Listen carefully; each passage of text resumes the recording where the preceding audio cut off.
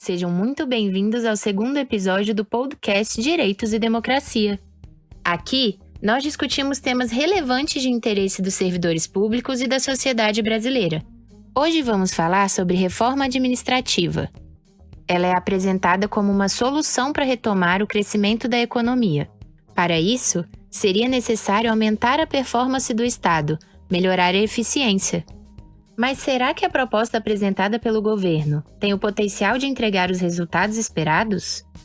Mais ainda, será que uma reforma do Estado, tal como está proposta, pode acarretar uma redução da qualidade da prestação do serviço público para a população?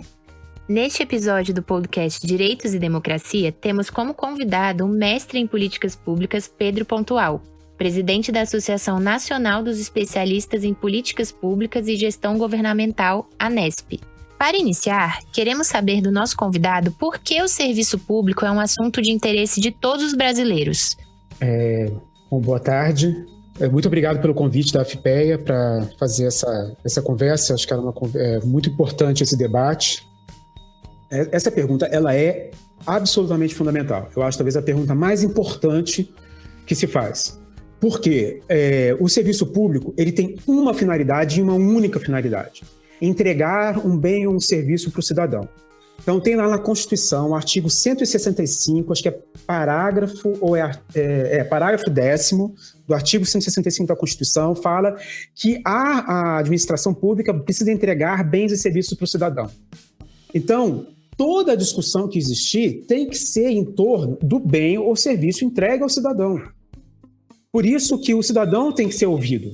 Para você falar, a escola pública não funciona, vamos ouvir o cidadão e vamos entender o que significa não funcionar. Porque não funcionar é algo que as pessoas falam desprezando mesmo, né? É uma construção semântica já para desmerecer. Você tem que olhar e falar, olha, isso aqui não funciona, isso aqui poderia funcionar melhor, aí você está fazendo uma discussão mais adequada. Então, se a população não é integrada nesse debate, a gente vai fazer qualquer tipo de mudança na estrutura da administração do Estado em função da visão de quem está participando do debate. Veja bem, hoje, a Secretaria Executiva, por assim dizer, usando os próprios termos lá da Câmara dos Deputados, da frente parlamentar pela reforma administrativa é exercida por uma instituição privada, sem fins lucrativos, chamado Centro de Liderança Pública, que tem em seu conselho dirigente, na sua composição, empresários, pessoas que já tiveram, talvez, em algum momento ou outro, passagem pelo setor público, mas tem como natureza e vínculo o setor privado. Então, o que acaba é que esse debate hoje está influenciado pelos empresários. Ora, se eles são as únicas pessoas que participam do debate, então é óbvio que a reforma administrativa vai ser orientada a beneficiar essas pessoas. Se você não envolve o cidadão, se você não escuta o cidadão, se você não cria mecanismos para garantir que haja um subsídio do cidadão incorporado ao debate, é muito pouco provável que o cidadão seja o principal beneficiário desse processo. Então, é claro que você tem que ouvir especialistas. Eu não começaria chamando os economistas se você está dizendo que você quer reformar a qualidade do serviço. Você só chama economista se você quer reformar o custo do serviço. E a sua preocupação, então, é outra, não é o serviço em si. Não é melhorar o serviço, não é qualificar mais o serviço. Eu começaria com especialistas em gestão, para poder discutir a administração pública. Mas você precisa ter um diagnóstico calcado na visão, para você começar a chamar os especialistas, você ter um diagnóstico calcado na visão do cidadão. Se você não ouve o cidadão, você não orienta a reforma na direção certa. E aí eu vou dar mais uma historiazinha, que é um exemplo. Eu acompanhei pelo Laboratório de Inovação da ENAP, uma consulta que o pessoal do Sistema Único de Saúde fez no Ministério da Saúde, pediu ajuda, estavam desenvolvendo um aplicativo para melhorar, para que as pessoas pudessem agendar suas consultas nas unidades básicas de saúde. E aí, então, eles fizeram uma avaliação qualitativa, foram para uma cidade interior de Minas Gerais e acompanharam a realidade de uma família. Então, a mãe da família, né, a mulher que, em geral, tem essa gestão da cidade, da casa, Ela falou, não, esse aplicativo é uma maravilha, veja bem, eu aqui cadastrei meu pai no aplicativo, agendei a consulta dele na UBS, aí eu desinstalei o aplicativo, instalei o aplicativo de novo, cadastrei o meu filho, agendei a consulta para ele, desinstalei o aplicativo, instalei o aplicativo de novo, cadastrei a minha mãe, agendei a consulta para ela. Então, olha,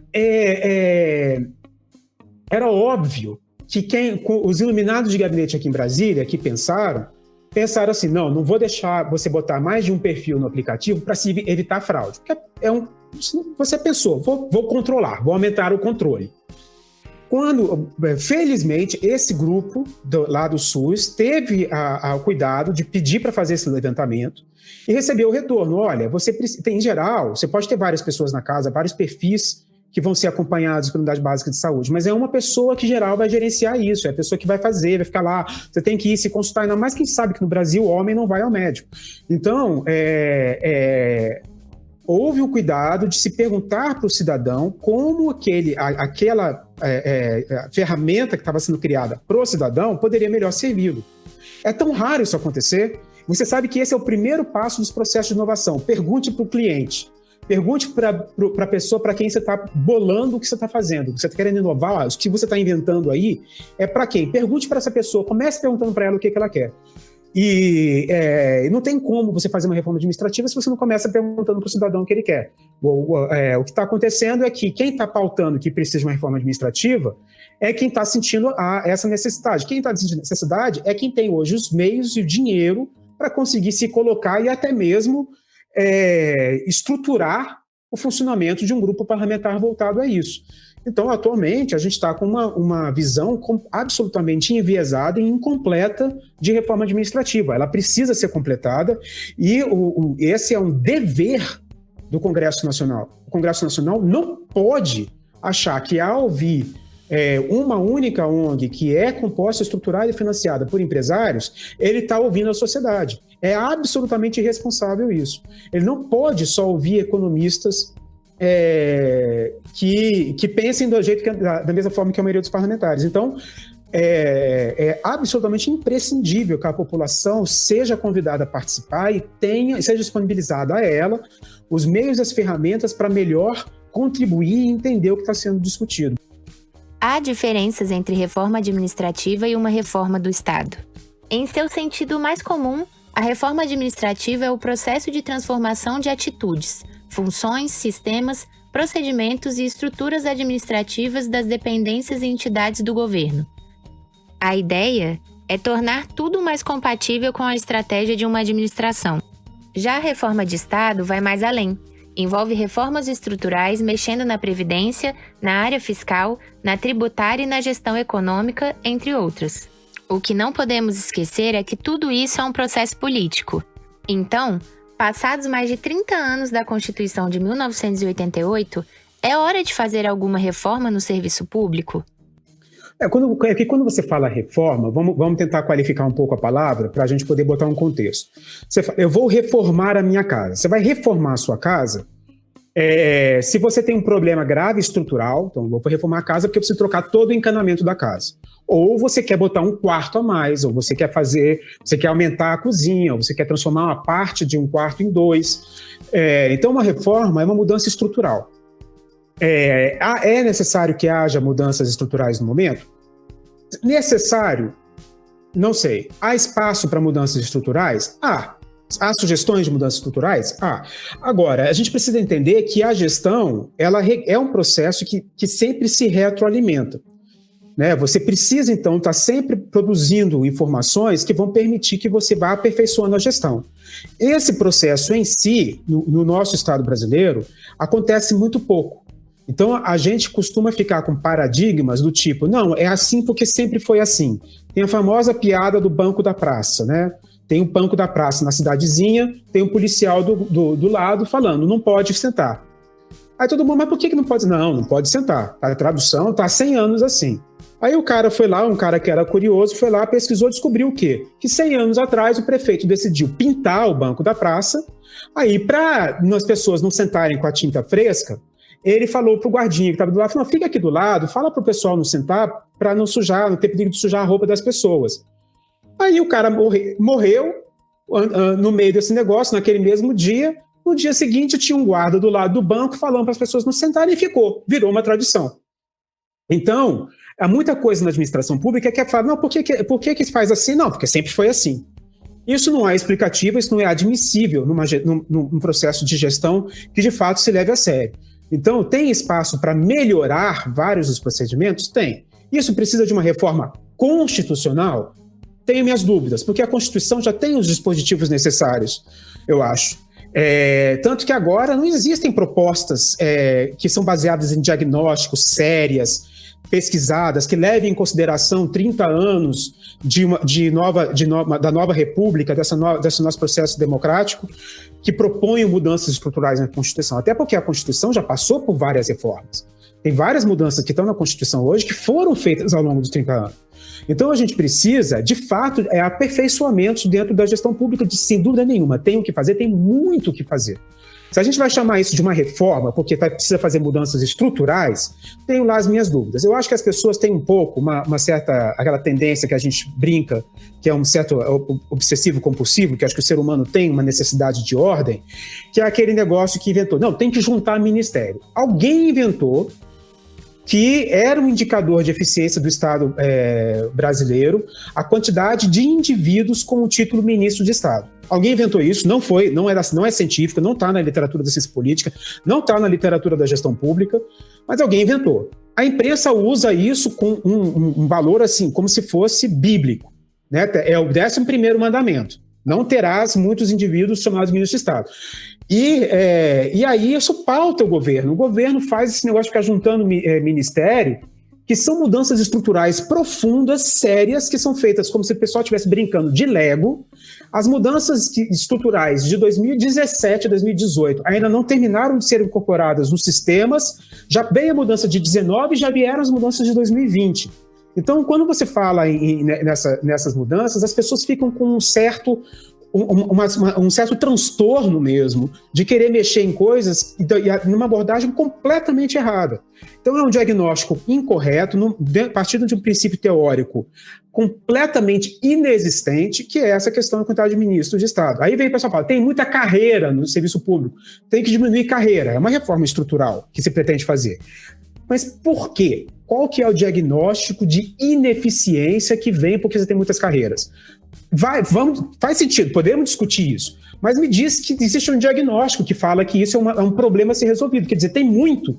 Dizer que é um problema ter muito, desculpa, não é um problema. Agora você fala, eu gasto muito na gestão dessas carreiras, se eu tiver menos carreira, eu vou economizar na gestão da carreira, aí você tem uma proposta, mas ninguém sabe isso. Ninguém fez esse estudo, ninguém fez esse levantamento, esse dado não existe. Essa informação não está posta para subsidiar o debate. Então, quando as pessoas falam tem que diminuir carreira, é obsessão, é isso, essa compulsão que as pessoas têm, de novo, é fetiche. A gente não pode fazer reformas baseadas em fetiche. Essa é a gestão orientada ao preconceito, é orientada à característica obsessiva.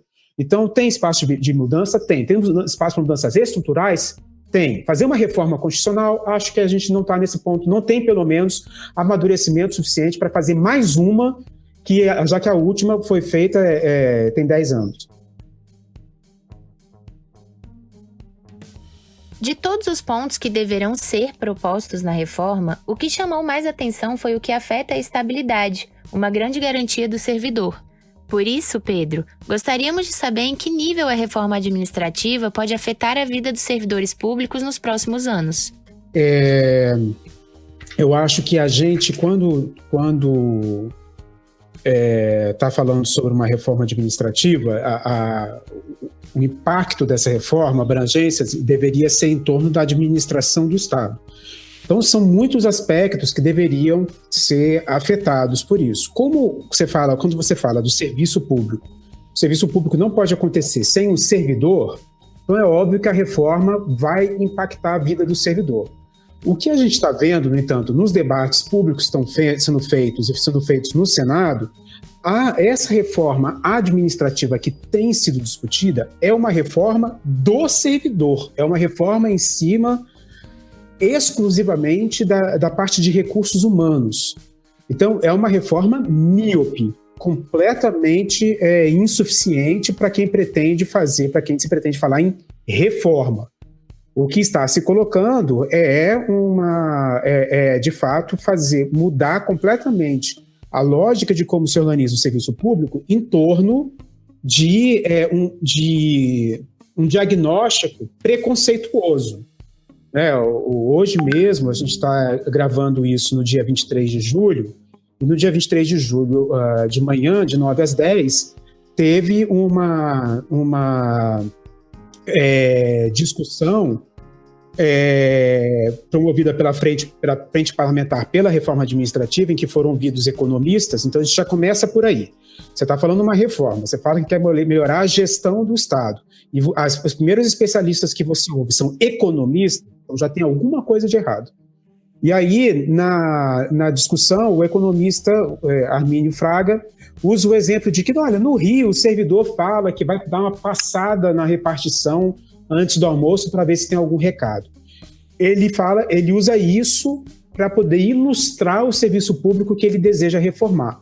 Então, é claro que isso não é um diagnóstico oficial, isso não é um diagnóstico de gestão, e, no final, a discussão acaba acontecendo em torno do espaço fiscal que ocupa o salário do funcionalismo, que é óbvio que vai ocupar algum espaço. Nem é o maior espaço fiscal que é ocupado, a parte dos salários, mas você precisa pagar o servidor para prestar um serviço. E a discussão foca nisso. Então, a possibilidade dessa reforma estar sendo discutida ter um impacto extremamente deletério na vida do servidor público é muito grande. É claro que não tem como fazer uma reforma administrativa que não impacte o servidor público, mas uma reforma administrativa que seja de fato bem intencionada e que tenha como foco o cidadão, melhorar o serviço prestado para o cidadão, vai discutir vários outros elementos que vão sim impactar a vida do servidor público, mas provavelmente melhorar a vida, porque não vai ser uma reforma que vai colocar o servidor público como parte do problema, mas que vai entender o servidor público como parte da solução. Se você quer melhorar o serviço público, o servidor público faz parte da solução disso. De qualquer forma, é um impacto, mas o impacto aí é muito mais esperado de que o servidor seja valorizado, seja respeitado no seu serviço, não seja ofendido toda vez que alguém se refere a ele no espaço público. Entenda-se que pagar o salário para o servidor é uma coisa, é remunerar um trabalho, não é jogar dinheiro fora, não é custo, é um investimento para garantir a prestação de serviço. Então, depende muito. O impacto eu acho que vai acontecer. Agora, o tipo de impacto, se positivo ou negativo, vai depender essencialmente do paradigma do que se parte para a discussão da reforma. Como está acontecendo agora, provavelmente vai ser negativo, já que o servidor público está sendo visto como na coluna de problema e não na coluna de solução. Hoje, quando se fala sobre reforma administrativa, o discurso acaba repleto de ideias que nem sempre são verdadeiras. Fala-se que o serviço público é caro e ineficiente. Também é comum querer submeter os servidores a avaliações iguais às da iniciativa privada, ou até mesmo salários variáveis de acordo com a suposta produtividade. Mas falam isso sem querer questionar as diferenças entre o serviço público e a iniciativa privada. Pedro Pontual, o que dizer sobre essas afirmações caluniosas no discurso em que se baseia a reforma? Então, tudo é custo, né? Se você for avaliar, tudo é custo. As pessoas gostam de fazer uma comparação com o orçamento doméstico. Não é adequado para quando a gente faz uma discussão de estados nacionais, que são estados soberanos, que têm a capacidade de se financiar muito diferente da capacidade de uma família, e pode imprimir dinheiro, uma coisa que uma família não pode. Mas vamos fazer uma comparação com a família para a gente entender prioridades. Então, se a família fala, olha, a minha prioridade é pagar uma escola privada para os meus filhos, um direito de escolha da família. Minha prioridade é pagar a TV a cabo. A minha prioridade é comprar carne. Tudo isso é custo. Tudo isso está relacionado com a prioridade da família. Então você fala, vai cortar custo, vamos parar de pagar a escola das crianças. Para de pagar a escola das crianças, mas isso tem um impacto, né? Você tinha um desejo de educação para os seus filhos que você te despriorizou. Vou parar de comprar carne. Para de comprar carne. Você não vai mais gastar o dinheiro de comprar carne. Mas isso tem também o seu impacto. Então, a questão é que quando se transforma a discussão em custo, a gente está reduzindo o debate inteiro. Porque você não pode fazer uma análise de custo, não existe na ciência política a análise de custo dissociada da análise do benefício. Quando você faz qualquer tipo de análise, a análise que existe é de custo-benefício. Então você tem que avaliar o benefício que é obtido com aquilo que está sendo financiado e quanto aquele custo. E aí você compara se o benefício é um benefício que você entende compensar o custo que há. Hoje não existe qualquer tipo de avaliação desse benefício. Existe uma percepção sem qualificação estatística, é uma percepção quase que um preconceito de que o serviço público é ruim. Por quê? Porque todo mundo já teve uma experiência ruim na interação com o Estado. Então, as pessoas falam, o serviço público é ruim. O problema é que há enormes diferenças no serviço público. No serviço público, se você tem o judiciário, você tem o legislativo, você tem o executivo. Dentro do executivo, você tem a segurança pública, a educação, a saúde. Além disso, você tem a gestão do financiamento de empréstimos subsidiados para pequenas empresas. Você tem a renúncia fiscal para a parte de saúde, até a água no Brasil tem renúncia fiscal. Você tem o financiamento da gestão da construção de uma estrada, você tem o financiamento da construção da estrada. Então, o Estado tem milhões de frentes de atuação. É irresponsável você fazer uma discussão em que você junta tudo num bolo só e fala, olha, isso tudo aqui é ruim, precisa melhorar. Você tem que fazer um diagnóstico adequado. E aí você vai olhar cada tipo de serviço. Você tem que fazer a categorização desses serviços e entender o que são os custos que você entende que são aceitáveis para os benefícios que são atingidos por meio daquele serviço. Não tem outra hipótese. Discutir custo está dentro de um fetiche fiscalista que sempre teve presente dentro da disciplina da economia. A própria disciplina da gestão pública entende que o recurso financeiro ele é um dos insumos necessários, não é o único, é um dos insumos necessários e que você precisa garantir que você consuma o mínimo necessário dos recursos financeiros para garantir o seu resultado, porque aí você pode usar outros recursos, o que tiver mais de recurso, para outros resultados positivos. Tá, dentro disso o conceito de eficiência. Mas o conceito de eficiência também, que é outro fetiche que existe no nosso país, ele precisa estar atrelado à eficácia e à efetividade. Não adianta nada eu ser muito eficiente no gasto de um programa público que não está produzindo o impacto desejado. Então é óbvio que eu tenho que entender se o programa está produzindo impacto. Se o o que eu planejei dentro do programa é o que eu estou fazendo e se o que está me custando o programa é de fato o menor custo que aquele programa comporta, porque vai sempre ter um custo. Eu tenho que garantir que seja ele, não posso desperdiçar dinheiro. Então, quando você fala em custo, você tem que ter essas duas variáveis. Você tem que trabalhar com eficiência, eficácia e efetividade, e você tem que trabalhar com análise custo-benefício. Obviamente, essas coisas se retroalimentam, uma está ligada à outra, mas sem fazer isso, qualquer discussão em torno de custo é falaciosa. Ela não faz sentido, ela não tem respaldo científico e ela não poderia, portanto, ser utilizada para subsidiar algo que se intitula uma reforma administrativa e que vai fazer alterações permanentes na Constituição. De forma alguma. Agradecemos o nosso segundo convidado, Pedro Pontual, e a você, nosso ouvinte, que busca refletir sobre a importância dos servidores públicos para o Brasil. Continue acompanhando nosso podcast Direitos e Democracia. Convidamos também a conhecerem o Assediômetro, o site em que são expostos os casos já identificados de assédio institucional. Confira no site www.afpeasindical.org.br. Na página também é possível fazer a denúncia de casos de assédio institucional. Vamos lutar contra esse fenômeno que assombra o serviço público brasileiro. Contamos com você! Até o próximo episódio!